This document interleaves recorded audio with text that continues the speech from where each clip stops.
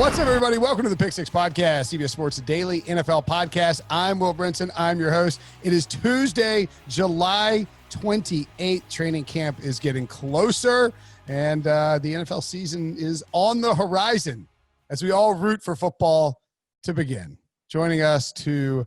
Well, everybody on this podcast does anyways. That's right.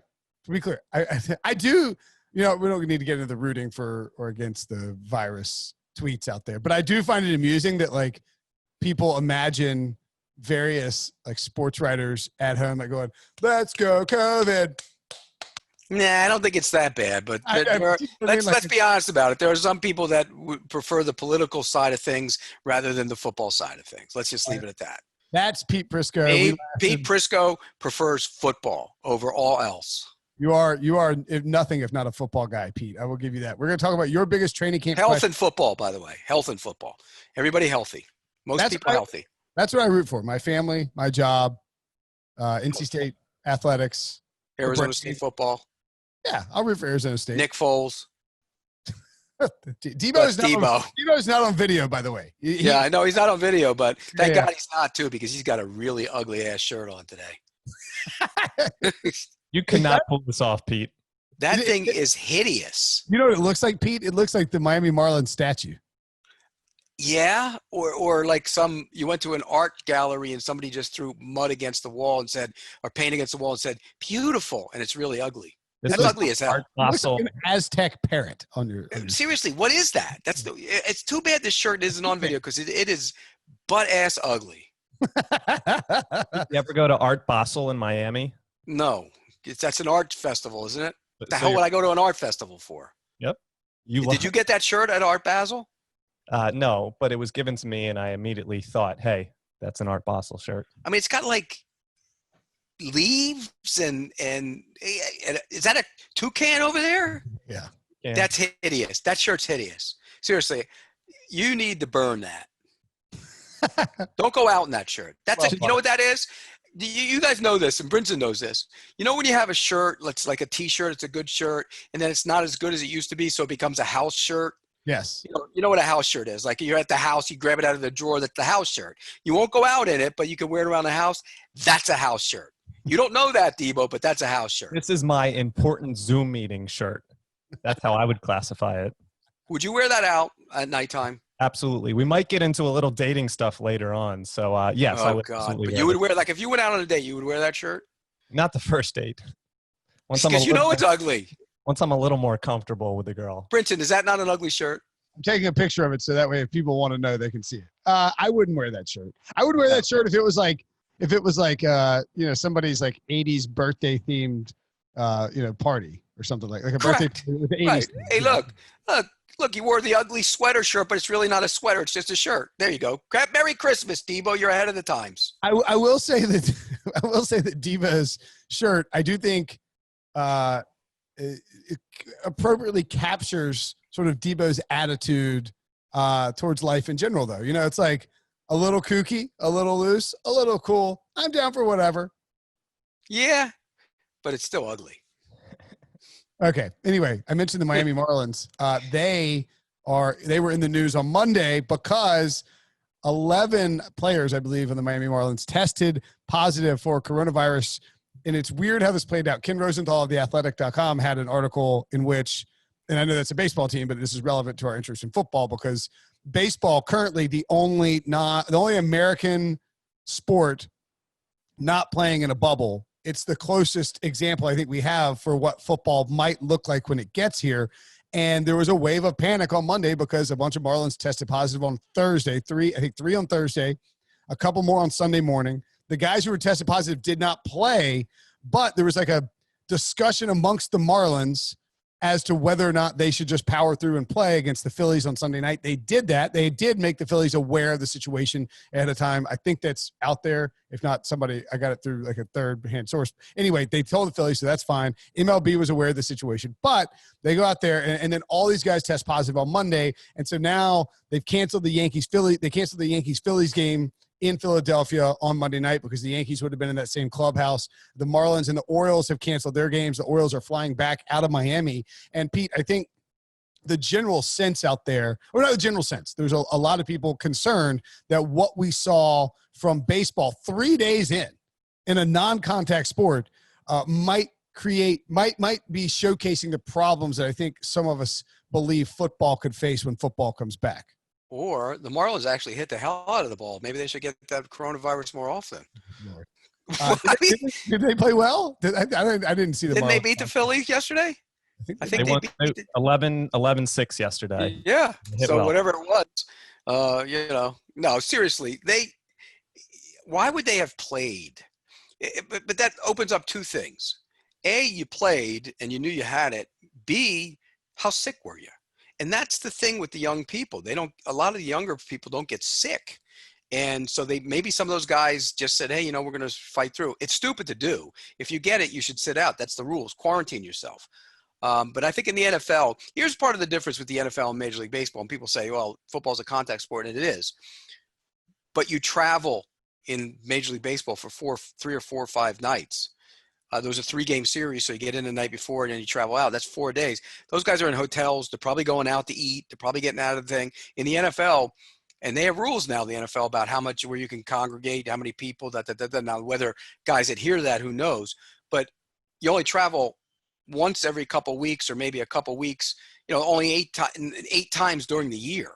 And when you do that, you usually fly in that day. It's easy to stay in the hotel when the team is feeding you and whatever for one day than it is for anybody who's been in a hotel knows. If you're in a hotel, you can't sit in a hotel and order room service 3 straight nights. You go out of your mind. So I think baseball players, who knows if they went out or whatever, but I imagine they went out and had some dinner and stuff, and that'll happen in baseball.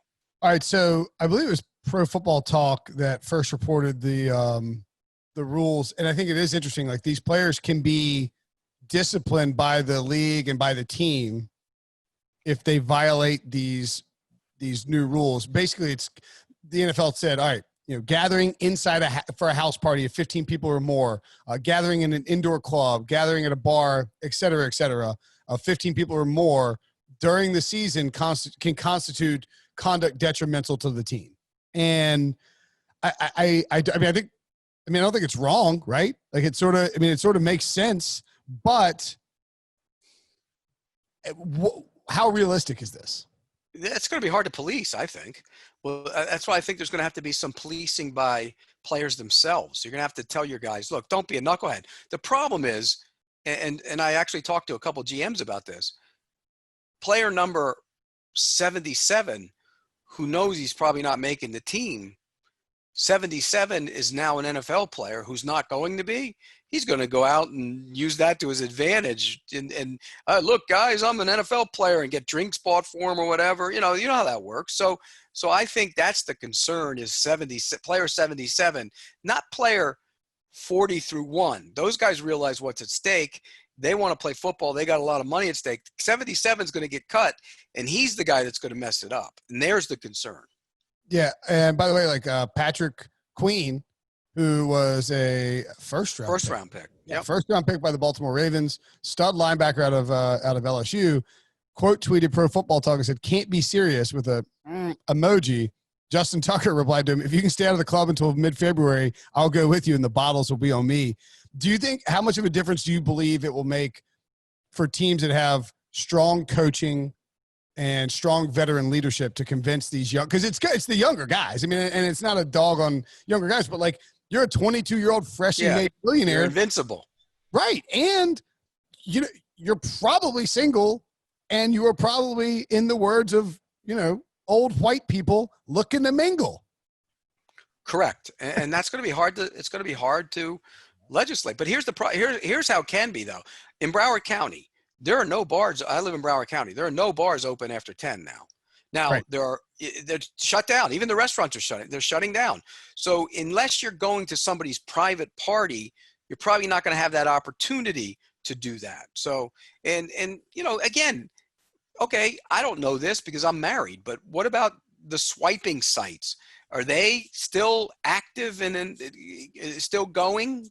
Are people during coronavirus? It's been going on for 4 months now. Are they more active or less active? The answer to that question would fall to the third person. Tebow? Devo? I can't believe within 10 minutes of this podcast, we already started talking about dating apps, because I think your last appearance, we had a nice conversation that was well received. But yes, to answer your question. By the way, just to follow on that last appearance, Steakums, nothing ever happened with Steakums. It got shut down quickly, Pete. I don't know if you knew that or not. Yeah, I did. Yeah. I know. Turns Go out ahead, Steakums didn't work out well. Anyway. Yeah, they're still active. People are meeting up. I think they're still encouraging video calling, but people have kind of shifted away from that. And I agree, young people aren't taking it as serious, but dating apps are probably more active than ever during this time. I have a buddy who told me yesterday that he's been seeing this girl he just met, but they didn't see each other. Like, they actually talked for the first month or so that they were going back. They're going back and forth because she was out of town. They were talking on the dating app, and they became. I mean, you know what I mean? Like, so I wonder how much of that there is, where you sort of build up a little bit of trust or a little bit of a relationship with whoever you might be dating. Like, I don't know. I am not on this scene. I'm so far from the scene. It's hilarious. But I'm just curious, like, what the, if there's I'm sure there are different approaches, and I'm sure. Well, but like the hookup apps, those things can't be as. I mean, can they? Am I wrong, sure. Debo's smirking. I see him. You guys can't see him on. You'd probably be surprised. I can't speak to it just like you, but you'd probably be surprised. Debo is being responsible about this, like, in general. Like, we've talked about this throughout the course of the pandemic, but I would imagine, as we sort of point out this thing with the whole, young players, doing stuff once the season starts. Like, I would imagine there are plenty of people out there who have thrown caution to the wind and gone ahead with dating apps during the pandemic, knowing that you don't have to go out. You can just do a home cooked meal and hang out. And not just that, yeah, but you're also 9 times out of 10, you're probably doing that with somebody you don't know. You don't know where they've been. So that goes back to that whole thing. So, but here's the thing with back to the NFL player. Player 77 is only going to have, I'm an NFL player, because you know how that plays. Even like when they go back to their college towns, when they've already signed a contract, they know they're not going to make it, but there's right for that moment, they're an NFL player. So they walk in and they're the man. Hey, all the buddies, buy a drink, do whatever. So that's the concern, is that guy. And NFL teams have made that point to me that's the guy that's concerning. By the way, there are 6 items on the high risk conduct.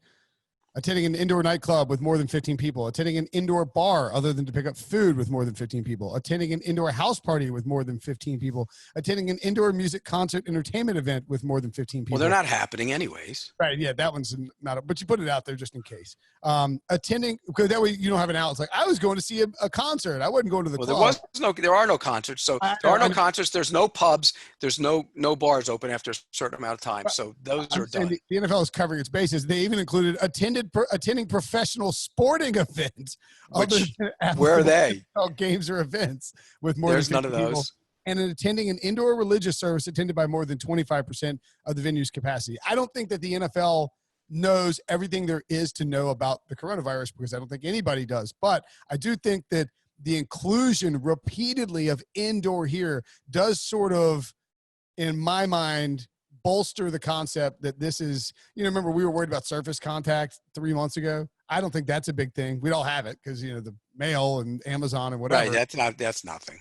And grocery stores, like, exactly. So I don't think surface contact is as big a deal as it was thought out to be. And I do think that more than is really been put out there, indoor is a huge factor. Sharing the same airspace and everything recirculating is a big deal. And that's why they're worried about this stuff. But I mean, I'll tell you what, in talking to teams, the amount of money teams have spent to make sure their places are up to code and as safe as possible is incredible. Spread out, more locker rooms, weight room outside, tents. So, I mean, the whole deal. They've gone above and beyond what they need to do. Now it's just a matter of making it work. And if players follow everything that they're supposed to follow, it'll work. The problem will be, again, when knucklehead. I mean, look at Lou Williams in the NBA. And that dude's like 42. He went to eat at the strip joint. I mean, are you kidding me? Does the strip joint really have that good of wings? I guess Magic City. I guess it was in Atlanta or something. He went, but I mean, you can't justify that when you leave the bubble. You just can't. And the NBA, NFL players are not in a bubble. They just got to make sure that they police themselves. But again, if you're not going to make the team, and you know you're not going to make the team, then you're going to take that 2-3 weeks or whatever where you're an NFL player and use it to your advantage. That they will. That's what they will do. Yeah, that's a concern. Okay. By the way, to keep in the event that football doesn't happen for whatever reason, in order to keep your tongue. It's not a non-zero possibility. No, but I would say I'm at 90% for football. Me too. That's what I am right now. There's still the 10% it might not happen, but I think we're seeing a little bit of a trend of the dying down a little bit. And I think at some point people are going to say, you got to live with it. Do you know that there's more businesses now that aren't coming back than ones that will come back? Restaurants. I saw that chart the other day. That's terrible. That means a lot of people are out of work and a lot of businesses are out of business. That's bad. And I would say too that there's trickle-down effects to it. Like that's going to affect the commercial real estate industry. You know what I mean? Like there's all these things that people don't think about. The food service industry is going to be a lot of people affected. But then, there's always the other side though. Like Zoom is now a big deal. Working at home. So computer speed is a bigger deal. So there's always other things that compensate for it. And the market tends to skew that way. But look, I know people that work in the restaurant business. My brother's been in the restaurant business. The restaurant business has been decimated by this. Decimated. Yep. My brother works for Citrix, by the way, and he's like, business. We've never been busier. I mean, because they do all the technology and the. Yeah, like my wife works at home, and in her company they use Citrix. Yeah, exactly. Yeah, Citrix, big. I think they're headquartered in Fort Lauderdale, actually. Big silver building next to that Westin there on Cypress Creek. At any rate. My point being is that we can still salvage you Pick Six podcast listeners can still salvage my job, Debo's job, everyone else's job. All we have to do is win a podcast award. And there's actually one out there for which we are nominated, the People's Choice Podcast Award. Pete already voted for us 5 times. Thank you, Pete. 10. 10. Thank you. That was very nice of you. Have you? If not, go to the link in the description of this episode, click on it. It'll take you to a webpage where you register. You have to put in like your name and an email address, but you don't have to verify it or anything. And then as soon as you hit submit, it'll take you to the next page where you do 2 drop downs, one for People's Choice Podcast Award, select Pick 6, and one for sports, select Pick 6. And when you do that, we get your vote. Fan votes count. I think it's like maybe all of it. But at any rate, you vote, we win. And I'm told that little weasel, Adam Azer, who runs the fantasy football, who is like the puppet for fantasy football today. He's Jamie Eisenberg's little puppet. Dave Richards' little puppet. He's been trash talking me, saying there's a rivalry going on. That's not true. He's just mad because I embarrassed him in front of everybody, and he got mad on this email thread. He got mad, and so now he's trying to stoke a rivalry. Get out of here, Azer. Hey, how big is your hat size? I don't know, like 8 3/4 maybe. No, it's not that big. No, I don't know what hat size are. This is adjustable. That's huge. That would be like. No, 8 3. Barry Bonds. Well, right. Whatever your hat size is, if you ever won that, it would be double. Your head would be gigantic. I've said that. I was like, it's almost better if we don't win it, because No, it's never better not to win. That's you're taking the millennial approach. Oh, we'll get a participation trophy. It's better to win. You want to win. You want to rub people's faces in it. Stop it. Of course, I want to win. I'm saying that if we win that award, I will be.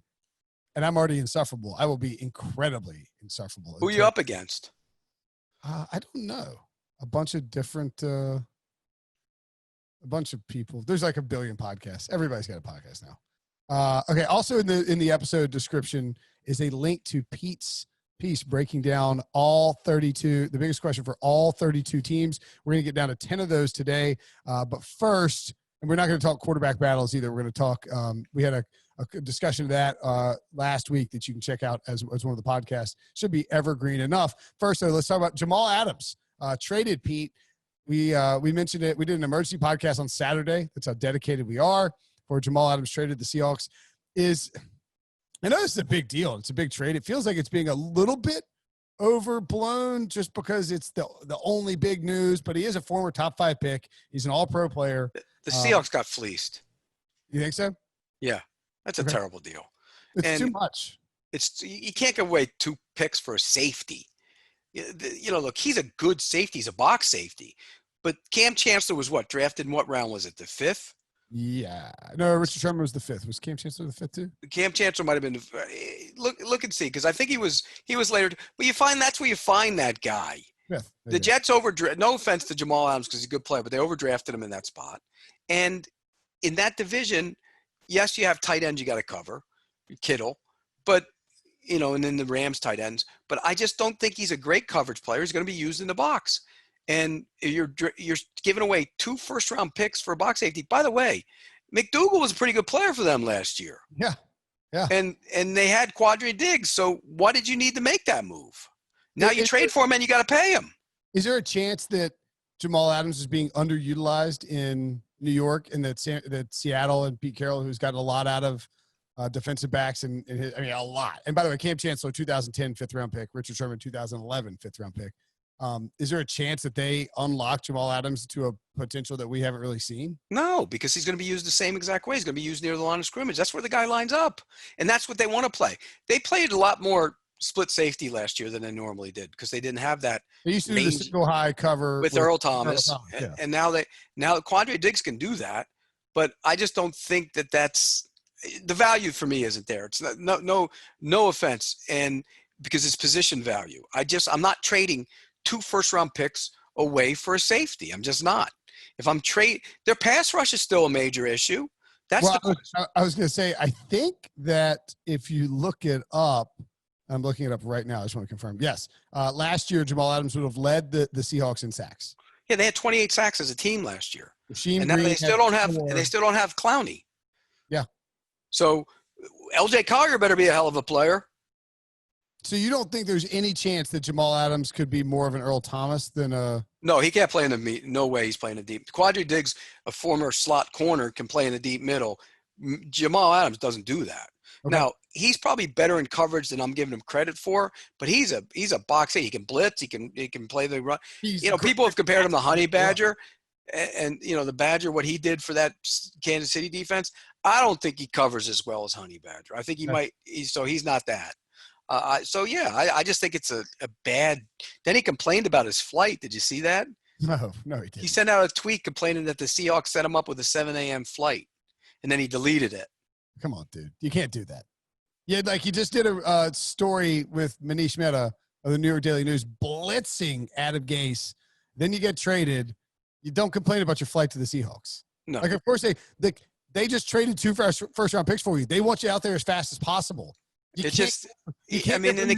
kid blistered everybody in New York. He got his wish.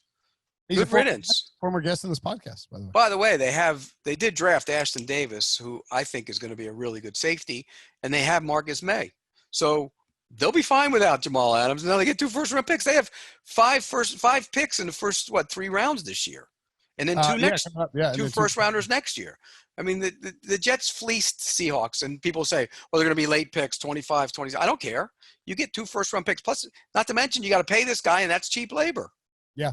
I would much rather have the Jets side of it, and I really like Jamal Adams. But I do think that there is I think people are kind of piling on Pete Carroll and John. Like Pete Carroll and John Schneider have done a really, really good job since they took over. They don't make many mistakes. Some of the mistakes have been trading first-round picks for other players like Percy Harvin and Jimmy Graham. They sent Max Unger packing as well. So I get it. But by and large, like their batting average is pretty high there in Seattle. So I tend to give them a little bit of the benefit of the doubt, whereas I don't think the general public, and especially Seahawks fans, tend to do that. By the way, they would have been better off giving away one of those first-round picks to go get Ngakoue. Hey, what do you you wouldn't have listened to this episode, but did you hear about John Breach and how he pronounces the Honey Badger's name? No. All right, listen to this real quick. This is a recording that we have made, a sound drop. Tyrann Mathieu. Mathieu? He called him Tyrann Mathieu. Tyrann Mathieu. Tyrann Mathieu. I just call him the Badger. It says, I don't know. Love that kid. One of my favorite guys in the league. You interviewed him immediately after they won the Super Bowl. Well, he tackled me. My back hasn't been the same since. Our good friend Dane brought him. Maybe he did mess up your back. Yeah. Is it worth it? Was it worth it? To get my back messed up? Yeah. I had to go to therapy for 4 weeks. Okay, so I guess not. But you did stand on the field after the Super Bowl. Not mental therapy, because I'm fine up there. This is back there. Yeah, you're good to go up there. What Well, let's talk about the Seahawks. Could you imagine, by the way, could you imagine me in therapy? Wait, before I got a question for you. Yeah, Devo knows what I'm going to ask. Okay, so I put this tweet out earlier on Monday, and we had this a listener question, a mailbag question that we answered on Monday. And so I'm curious what you think. You have to do 3 choices. You have to complete one of the tasks, or else, and if you don't complete it, you have to keep doing it over and over and over and over again until you actually do complete it. The 3 choices are: 1, it's 4th and 15. You have to stop Saquon Barkley from getting a first down. 2, it's 4th and 5. You have to run the ball and beat Jamal Adams for a first down. Or 3, it's 4th and goal on the 5, and you have to catch a touchdown pass against Stephon Gilmore. Which one would you choose? Catch the touchdown pass against Stephon Gilmore. Okay, now that was the one you're most likely to have to do over and over again, I think. But it's the least physically damaging one, right? Correct. The Barkley one is the most physically damaging one. Yeah, I said I would do Barkley because it's 4th and 15. I feel like I could just dive at his feet and trip him up. No, the worst collisions are 4th and 15 trying to tackle somebody like that. No, you would not want that. Think about that. That's him breaking away into the line, and you're this deep safety coming up to tackle him. He would destroy you. Yes. So no. Well, Adams would crunk you That up. Would be the last. That would be the last one. I basically said I don't think I can execute the Stephon Gilmore thing, but I guess you just keep trying and trying and trying until right. You sneak. Yeah, the Gilmore one is the one. You might get a move in on him. You might slip, and you might get a pass on him. No. But the Adams one is dead last. He would. No. Barkley's dead last. You have no idea. The worst collisions in football are when the back breaks through and the safety has to come up and hit him. They're the worst. But I'm saying it's 4th and 15. You at least have a prayer. 4th and 5. Jamal Adams is just putting you in the ground over and over. Well, what are you doing? You're taking a pitch, and where's Jamal Adams? That wasn't really specified, but I think. Well, you got to specify. Is he on? If the pitch is going to the right and he's on the left, I'll take my chances with Jamal Adams if he's the only guy that could tackle me. Well, see, my sort of understanding was that it would be like a training camp practice exercise where you're the running back and you get the ball. And he's off, and then he's tracking you down, and you have to get 5 yards and a first down before he gets to you. And I just don't think I'd still take that over me lining up 10 yards deep and having Barkley running at me. Yeah, it would be tough. They're all none of them are easy. The Gilmore one, but the Gilmore one's the safest. You take the Gilmore one and you're just stuck. Take my chances. Yeah. Will, you put out the poll today. Yeah, I did. And Stephon Gilmore is actually the leader of what people would want to do, closely followed by Jamal Adams, and then Saquon is in last place. See, I'm telling you, anybody who's been on the field in the NFL game, when the running back breaks through the line and that safety comes up, those are the worst collisions of all of them. Look, none of them would be fun. I would just take Barkley and just dive at his feet and try and take him down. No, I take Gilmore. Give him a little shake. Touchdown. I don't think that's how it's working. Gilmore's reaching out, swatting you down. But you'd have a chance. Yeah, and you're not going to get put in the hospital. And that's the thing too is if Jamal Adams destroys you and breaks your leg, you have to go in rehab, and then as soon as you get done with rehab, you have to get back on the field and do it again. Well, what about with Barkley? If you try and use your arm's going to get broken or something. Snapped in half. Yeah, that's right. Yeah. They're all bad. Okay, so one of the questions you asked was the Seattle Seahawks, and I believe your question was, can the defense get back to is this a question that you asked? Can the defense get back to the dominating ways from the Super Bowl years? So no, I don't think they can. I don't think they have enough talent. I'll be honest with you. Bobby Wagner's still A-list talent. Yep. KJ Wright getting a little old and a little long in the tooth. That's a problem now. And those two guys got to be able to play together. I think Reed got suspended last year. He's a good player, but he didn't play as well. They got to get edge rush help. The corners, Griffin and Flowers are okay. I think they're good enough. Diggs played well. Adams, the secondary won't be the problem. It used to be, you had the front seven and the secondary, and the linebackers can run. Well, yeah, Bobby Wagner can still run, and the front is not that good. And that's a problem.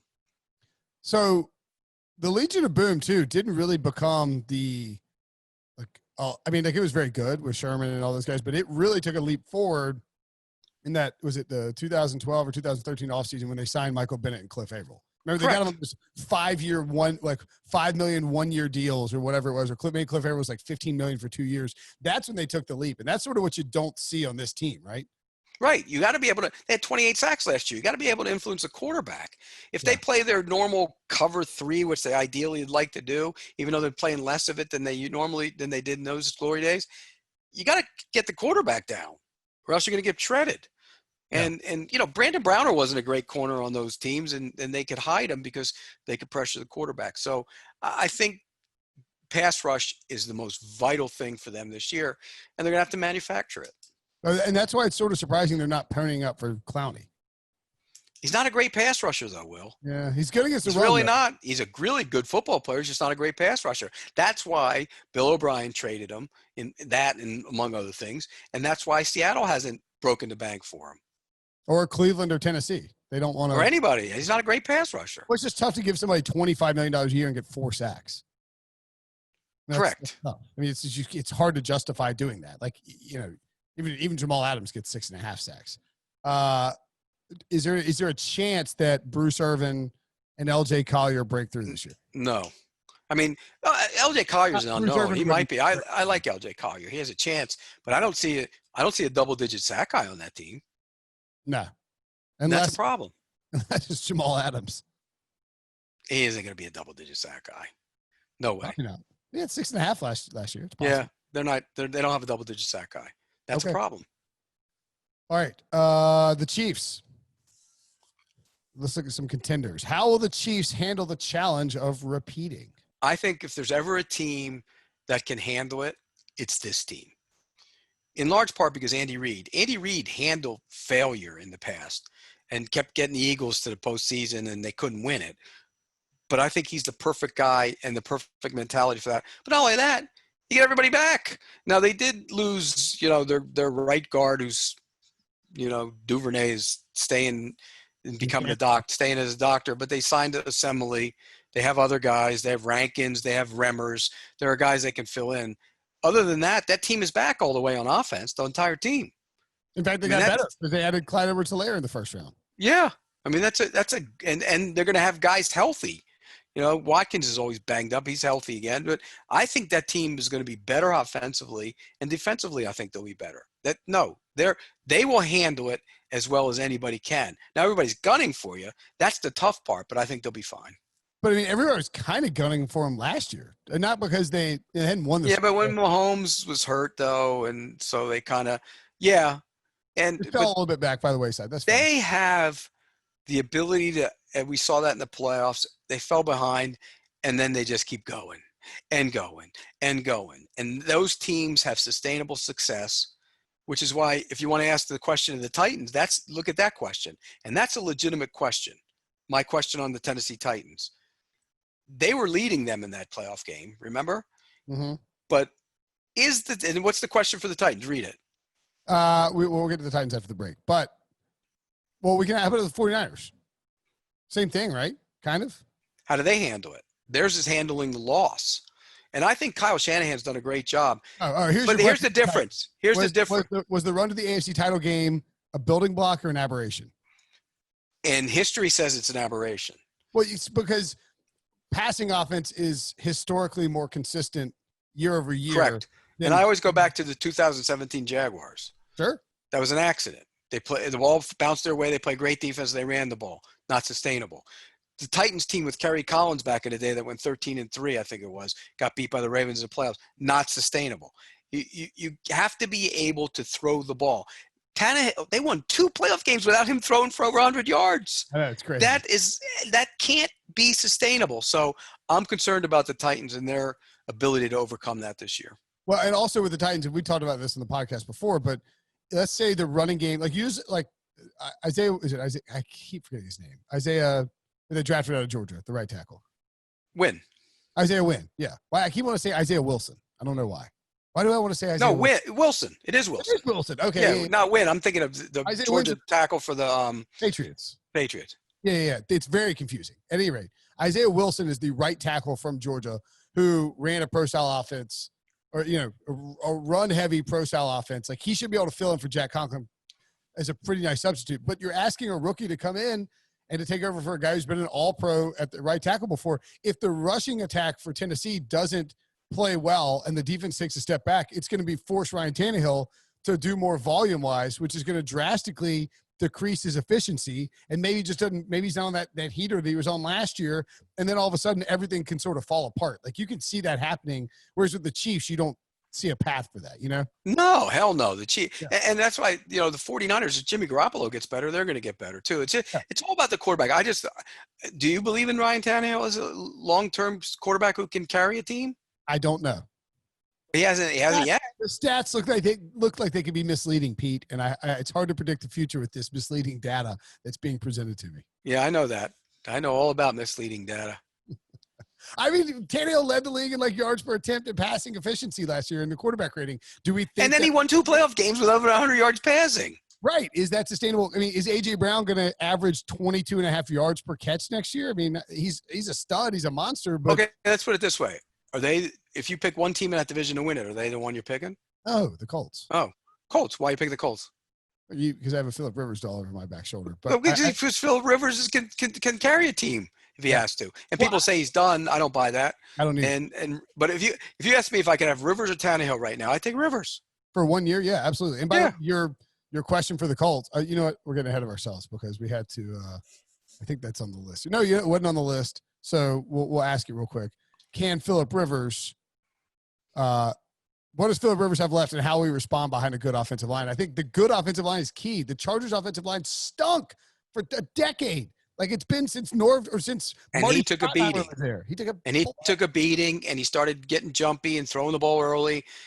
Getting a good offensive line in front of him will really help him. And that offensive line, it's not great, but it's good and much better than he's had. I don't think it's a great. It's got a chance to be. It's a little. I mean, they're good. Maybe a little overrated. Yeah. But Quentin Nelson is a monster.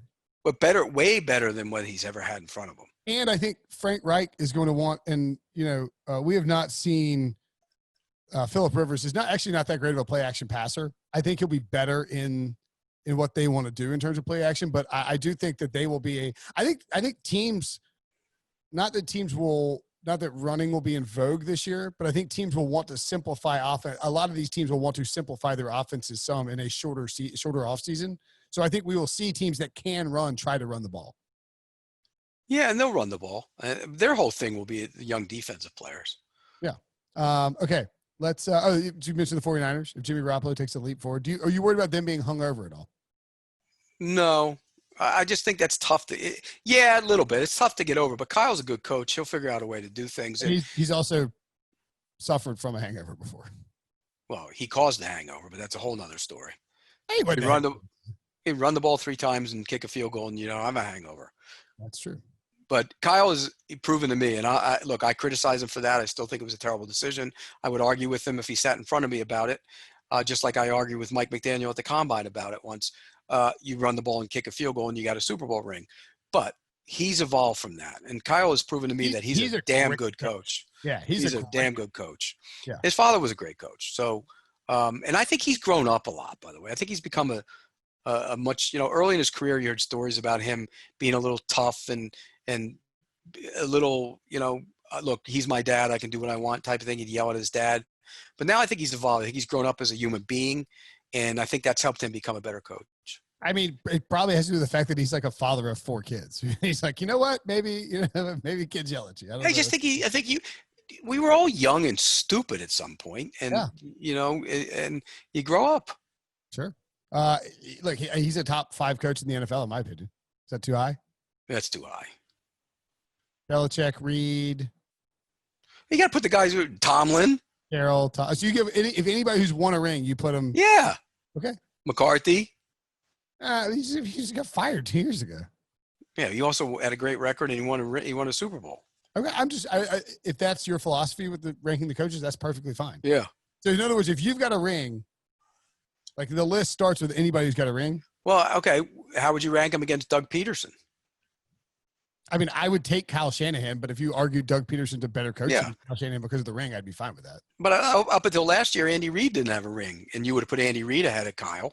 Yeah, I still would. Yeah, I think Andy Reid's one of the most Even if Kyle Shanahan had won a ring at Andy Reid's expense last year, I would still have Andy Reid above Kyle Shanahan. Yeah.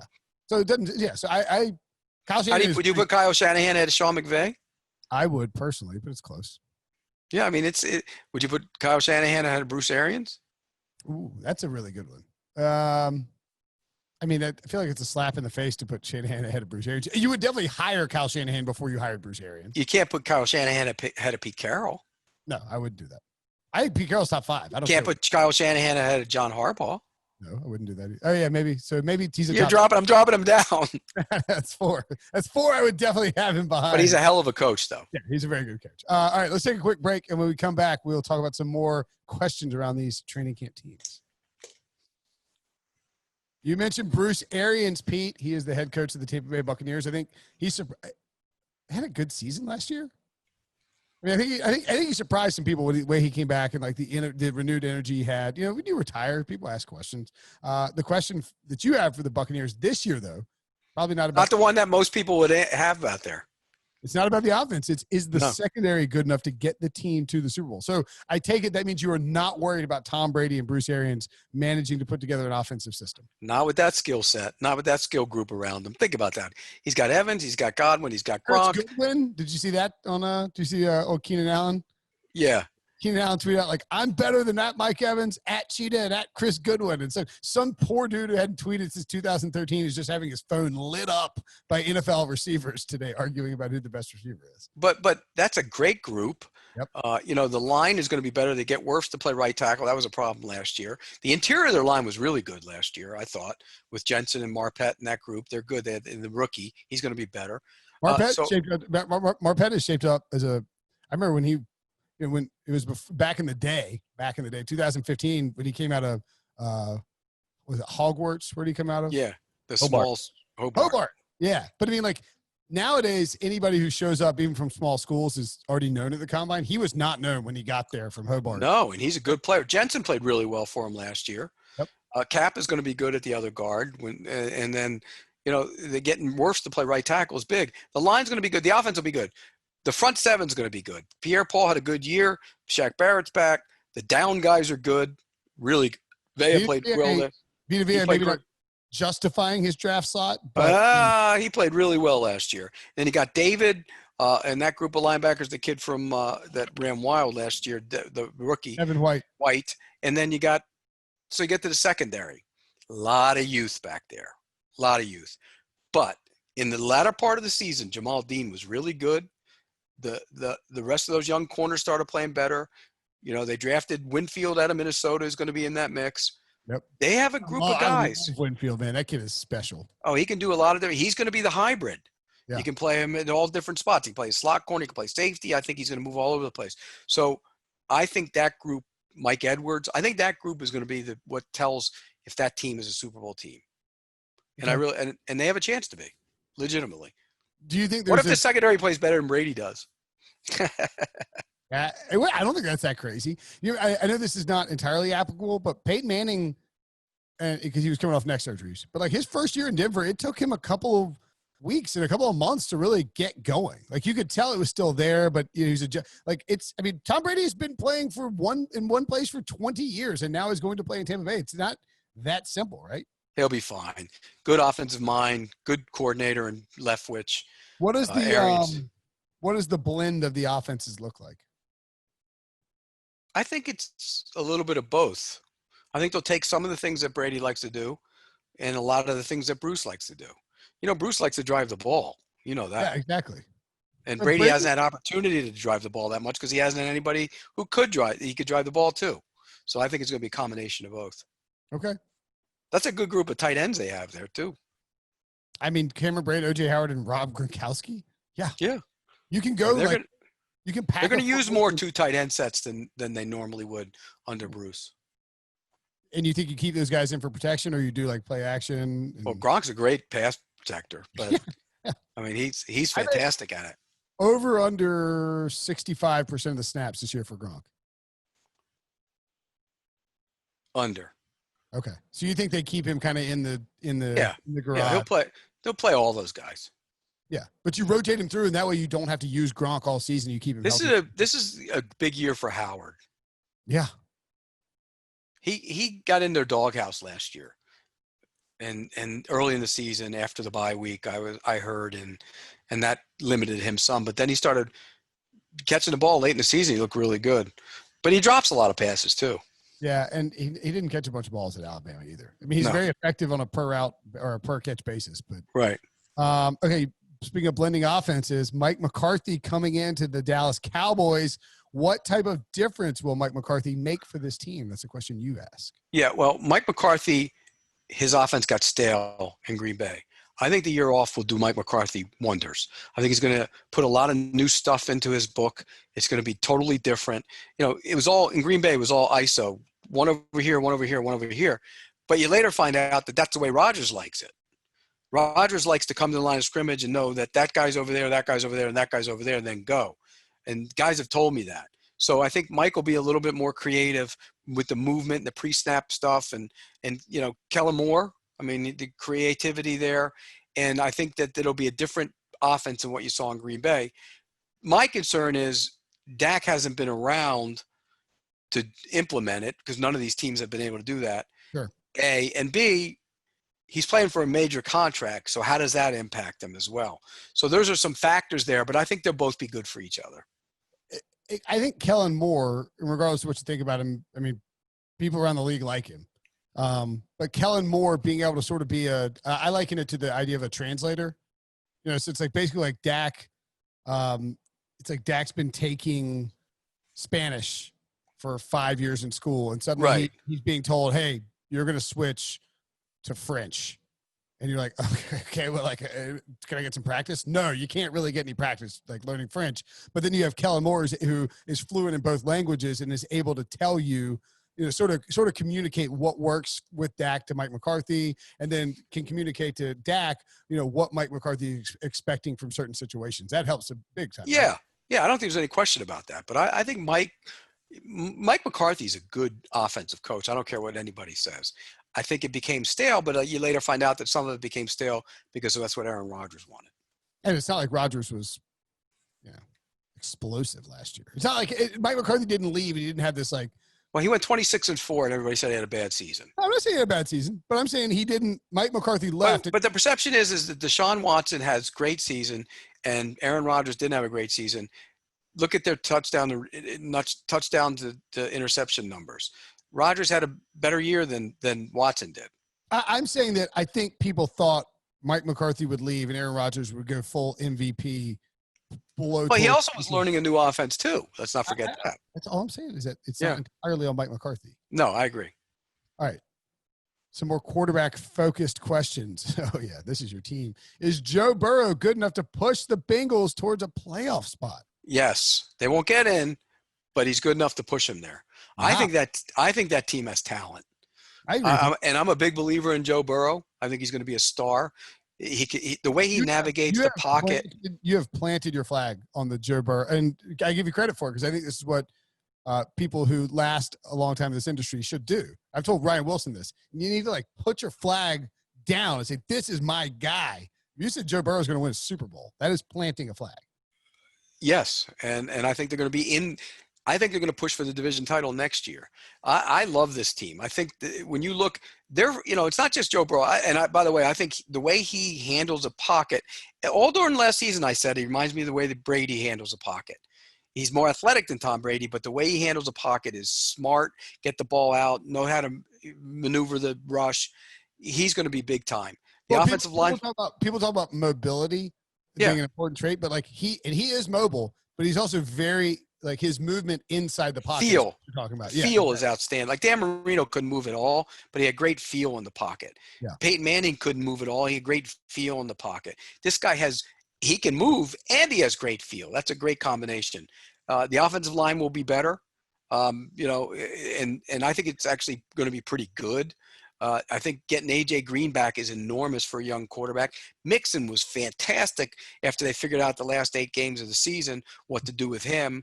Then you got Boyd, who's a 2 now, and then you also have John Ross, who, when he's on the field early in the season, looked like he was going to be fine. He always gets hurt. If he's healthy, that's a nice weapon. So I think as a team, they're going to be good. But then you go to the other side of the ball. The front four, people don't give that front four enough credit.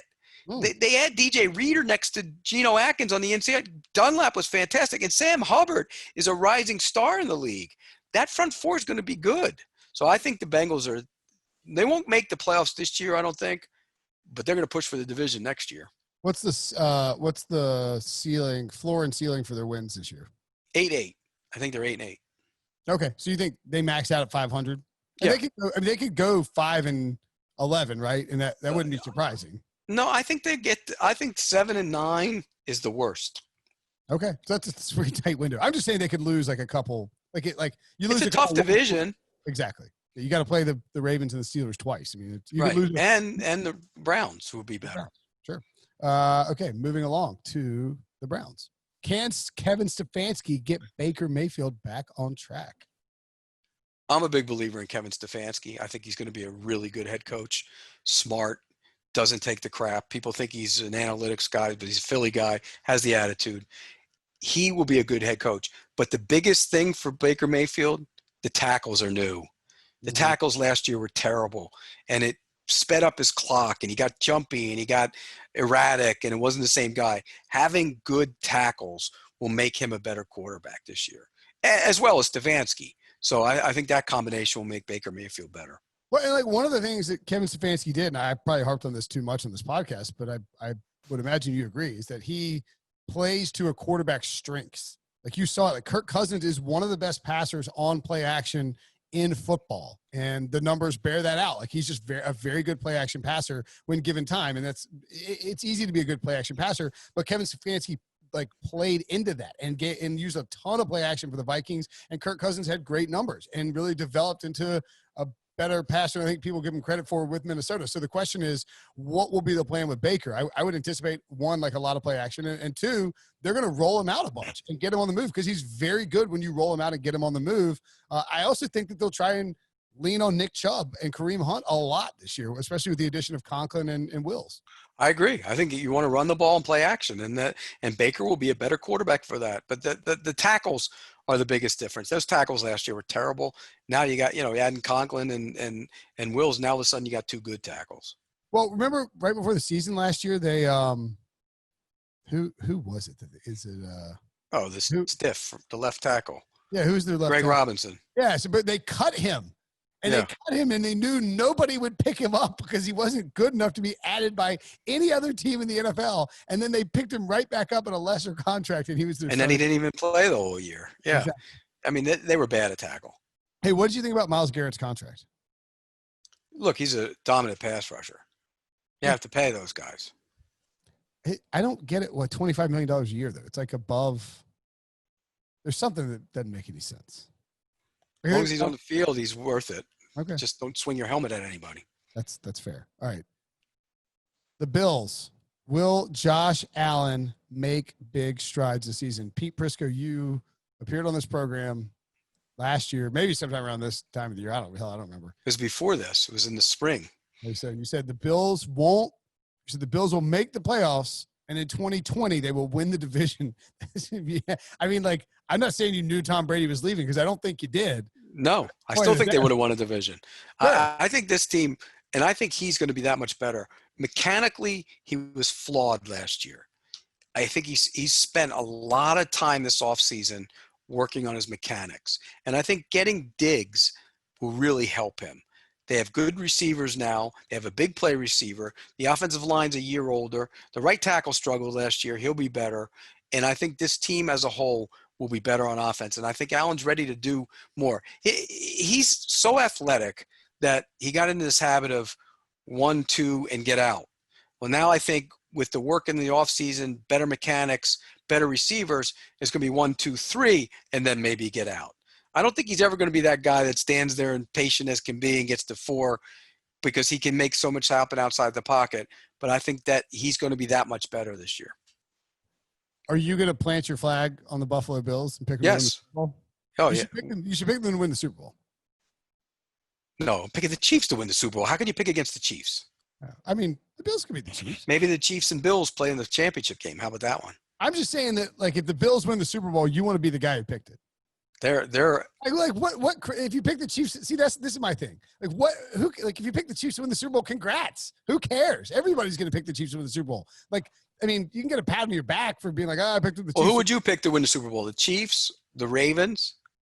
I think I would, if everyone is picking the Chiefs, I'll pick the Ravens because I'll have a great value on a team that could easily win the Super Bowl. If you had to put your money on it, or you win or you're dead, who you picking?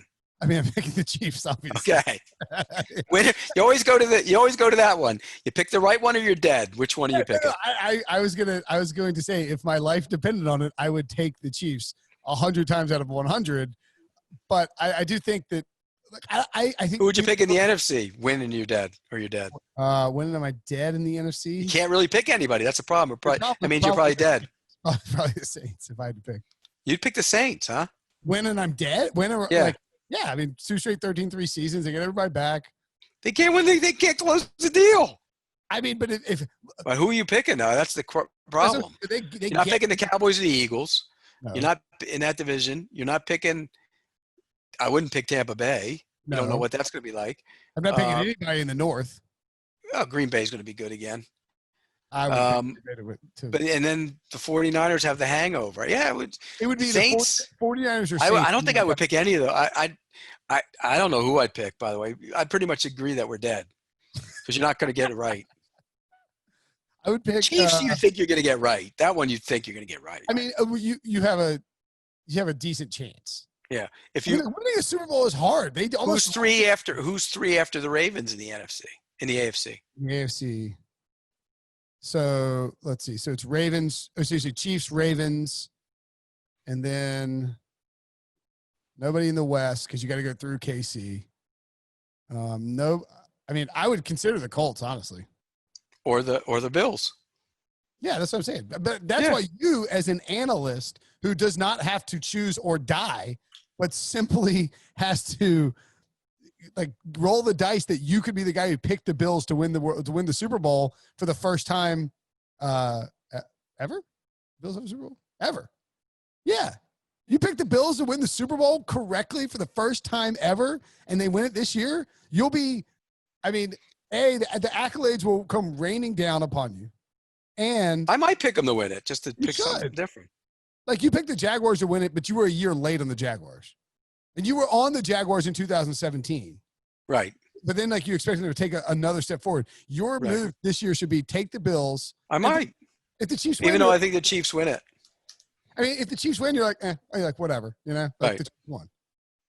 Yeah, you should pick the Bills. I'm bullish on the Bills. I know you are. You're bullish on the Bills and the Bengals. Two teams that nobody's ever bullish on. I like it. That's the man, the common man, a hero of the average blue collar working man, Pete Prisco. That's me. That's me. Is it Prisco CBS? Yes. I was like, yeah. But I don't answer. I don't answer anymore. You blocked me. You blocked me. Didn't you block me? You know why? But why did I block you? It was well deserved. You blocked me. Me and Nick Costas were tweeting out our Scott Fishbowl picks and tagging you in each one. And is there anything worse than fantasy football drafts in June with you two morons? No. Or I throw Jamie into it, so 3 morons. We ruined our text thread for a solid month. Oh my God. I don't care about your fantasy team. I don't give a crap. I know you don't. It's amazing. Thanks for coming on the podcast, Pete. Yeah, now I gotta go get ready. 4:00 show starting, baby. We're back every day, 4:00 on HQ. So watch Pete Prisco every day, 4:00. Me and BMAC today with Chris Hassel. There you go. CBS Sports HQ, free 24/7 streaming sports live. You watch it on Pluto TV, on your Roku, Amazon, wherever else you get your. You can see me put BMAC, Brady Quinn, and Danny Cannell on body bags every day. Make sure to check it out. Thanks, Pete. All right. See ya.